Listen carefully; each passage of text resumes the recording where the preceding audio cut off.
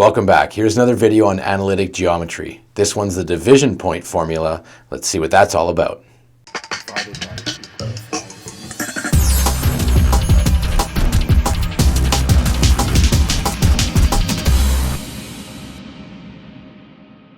Now, when we talk about the division point formula, we're talking about finding the coordinates of a point that lies on a straight line between two other points that are given. So it's kind of like the midpoint formula, only we're finding the coordinates of a point that doesn't lie exactly halfway between two others. So if it isn't exactly halfway along, how are we going to know how far along that line we have to stop? Well, it's going to be given in the question. So the question will give us a starting point and an ending point, and then it's going to tell us some fraction or ratio of the journey between those 2 points where we need to stop. Now, unfortunately, there's no way to let you down easy here. This is what the division point formula looks like. Now, if you would just give me a minute to explain, you might realize it's not that bad. Now, notice it just starts with xp and yp in a set of brackets separated by a comma.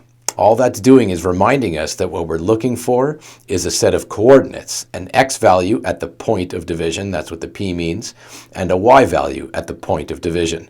They're separated by a comma and contained by brackets, just like every other set of coordinates that we've ever seen. So here's what a question might look like if we had a division point on a test. Now we're going to start solving this together. I'm going to make some really important reminders along the way. I'll put all those reminders up on the screen at the end of the video, but for now just follow along and listen closely and watch closely to what I'm doing here to get through the question.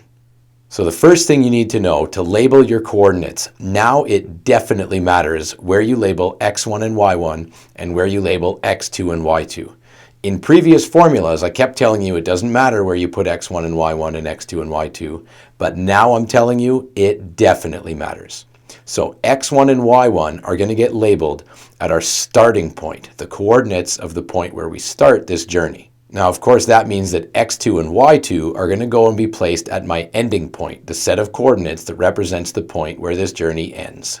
Now, if this were a word problem, you'd be told where you were starting and ending, like you're leaving from home, walking in a straight line to school or something like that, and you would know if you were starting from home, you would call the coordinates that they gave you for that x1 and y1. Now here, the notation is for a line segment. Notice how it says along line segment AB. That's the capital A, capital B with the line on top. Now, because in the way they wrote that, A comes before B in that notation, well, that means I'm starting at A and ending at B. If they wanted to trick us here, they might have written somewhere along line segment BA is where we stop. And if they wrote the B first before the A, that would mean I was starting at point B and ending at point A. But for this question, the way it's written, line segment AB, I'm starting at A and ending at B. So point A got x1, y1, and point B, my ending point, got x2 and y2. Now second, about that fraction, A over B, you see it repeated twice in this equation. It's given in the question. That's the fraction 3/5 of the way that they gave us. So all I have to do here is take that fraction, 3 over 5, and plug it into the two parts of the formula where I see that A over B. Now, on an exam, they might try to trick us by giving a ratio instead of a fraction. So they might say you're traveling from A to B and you stop at the point that divides the line in a ratio of 3:2. Well, all I need to do is convert that ratio into a fraction and then plug it in for A over B. And converting a ratio to a fraction is actually pretty easy. Here's what we're going to do. We're going to take the first number in that ratio, in this case 3, and put it in up top where I see A in my fraction. Then I'm going to take the sum of the two numbers in my ratio, that's in this case that's 3 plus 2, and plug them in on the bottom where I see B. So notice how my fraction comes out to 3 over 5.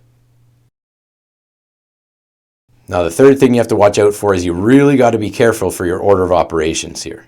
Now I'm going to start with what's written inside the brackets. So on the x side I've got x2 minus x1, so I'll go ahead and solve that. It's pretty simple.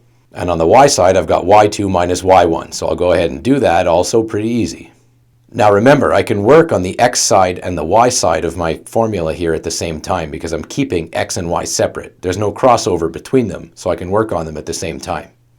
And now that I've solved for what's inside those brackets on the x side and the y side, I'm going to go ahead and multiply the fraction that's out front of the brackets by the number that's left inside the brackets. So to do this, and it should all be done in one step, I'm going to divide the fraction that's out front and multiply by what's inside. So in this case, it's 3 divided by 5 times the x value in the bracket, and then 3 divided by 5 times the y value in the bracket. And now that I've simplified all that, I can take the x1 and add it to that other x value. I can take the y1 and finally add it to the other y value. And that's all there is to it. A big, scary formula, but with a little bit of practice, you're going to get the hang of this no problem. Now let's see if we're on the same page by trying a couple more examples right now. Hey guys, we're looking here at working the division point, and we have a nice basic question that can kind of work us through that formula. What is the point that divides line segment DC, there's the symbol for line segment, into a ratio of 1 to 3 starting from point D? Now the first thing I'm going to point out to you, they're really kind here telling us where to start. They could sometimes not even do that, and they'll expect you to know that you should start with point D because it comes first in the line segment over here. But you're always looking for that starting point. That's really important because your starting point is always going to be your point 1. Really, really important. So this must be x1, y1. It absolutely has to be because that's where we're beginning. This is x2, y2. It's where we're going. This is the only rule where the starting position really matters. So pay attention to that. Now I'm going to write out the crazy formula here because bear with me. It's x1 plus a over b times x2 minus x1. Close that bracket off. And then a big comma. And then we repeat the pattern for y. So y1 plus a over b, which is just a fraction, times y2 minus y1. Excuse me. So we're looking for a point at the end of the day that's going to break this line segment up. Now it's breaking it up into a ratio of 1 to 3. And in our rule, what we want is a fraction. So in the last video, you learned a trick for changing a ratio into a fraction. A ratio compares the number of parts equal parts traveled versus remaining. So just to show you visually what that looks like, altogether you can see there are 4 parts here, right? I've traveled 1 part, I got 3 parts to go, and all those parts are equal. So roughly, if I divide this thing into 4 parts, you can see part. And I'm leaving from D. What that means is I've kind of traveled 1 part, and I've got these 3 parts to go. Now, if you think of that as the 1, and you think of that as the 3, visually that's what's going on. All you really need to know for the rule is that we need to change that ratio into a fraction that we can work with, and that's really easy. We take that first number and we put it on top of the fraction. So the 1 to 3 will transform into 1 over 1 plus 3. On the bottom, you just add them up, which is 1/4. And if you come back and you look at this, it kind of makes sense, right? 1 part, 2 parts, 3 parts, 4 parts, there they are, and I've traveled 1/4. I've divided it in a ratio of 1 to 3, but I've traveled 1/4. I want the fraction in my equation. And once I've got that, this is really easy to do. I've got my starting position, and I've got my fraction. And now I can go ahead and calculate. So, x1 is 156. Plus my fraction, 1 over 4, times x2, negative 120, minus x1, 156. Comma. I'm going to write in the y. We could simplify this one first. I'm just going to write down the y in one shot just so we can see the whole thing laid out, and then we'll solve everything. And you can do that in any order you prefer. y1. So y1, I'll come back to my point 1. There's my x1. There's my y1. Right? Y1 is negative 64. Plus that fraction, which we know is 1/4. Y2 minus y1, 83, minus negative 64. Be careful with that minus negative 64. Don't get fooled when we do that. So I'm going to focus on the left-hand side here first. I'm going to go ahead and solve my x. And the way to do that always is to simplify the brackets first. Then we do this multiplication here. And then we're going to add it to the 156. So let's do the brackets first. I'll bring my calculator in for this one. Put that in a nice spot there. Okay, hopefully we can see that well. So I'm going to simplify the brackets. Negative 120 minus 156. I'm going to hit my equals. I'm going to write this number down. Copy out everything exactly the same. 156 plus 1 over 4 times negative 276. Close the brackets. Put that comma and I'll deal with the y's later. So now this part's really simple, but be careful, right? We don't want to go 156 plus 1 and then divide the thing by 4 and then multiply by negative 276, because order of operations will change your answer. We need to respect the order of operations or BEDMAS. This over here is a multiplication and this over here is division. The order of these three doesn't really matter, but I know that most of you are burning to get rid of that fraction. So I'll do that right now. 1 divided by 4 is equal to 0.25. So we know that that right there is a quarter, 0.25.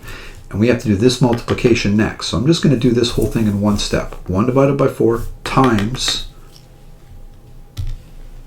that answer by negative 276. It equals, that's negative 69. I'm going to do that one more time. I want you to see what I did. 1 divided by 4 equals that decimal times negative 276. And there it is, negative 69. So 156, I've just got to move a little bit, plus negative 69. So that's an easy one to do. 156 plus negative 69 is 87.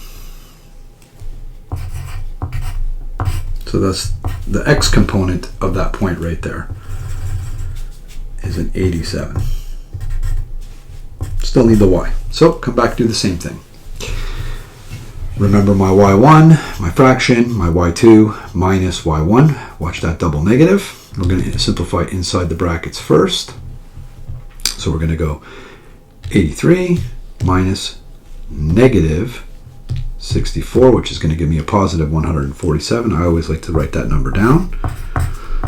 1 over 4 times 147. And now, you don't do this addition yet. Remember, order of operations, we're going to take care of that first. And I know a lot of you hate that fraction, so here we go. 1 divided by 4 is going to equal that. There's your division. I'm going to multiply that by 147. And that gives me the 36.75. So now I'll take a second to write that down. Negative 64 plus, we got a number for that part right there as 36.75. And now I can do this last step. Negative 64 plus 36.75. And that's going to come to negative 27.25. And that's the y component of this point over here, negative 27.25. So that point right there divides this whole line segment in a ratio of 1 part to 3 parts, or basically travels from point D 1/4 of the way to point C. That's how you do the division point.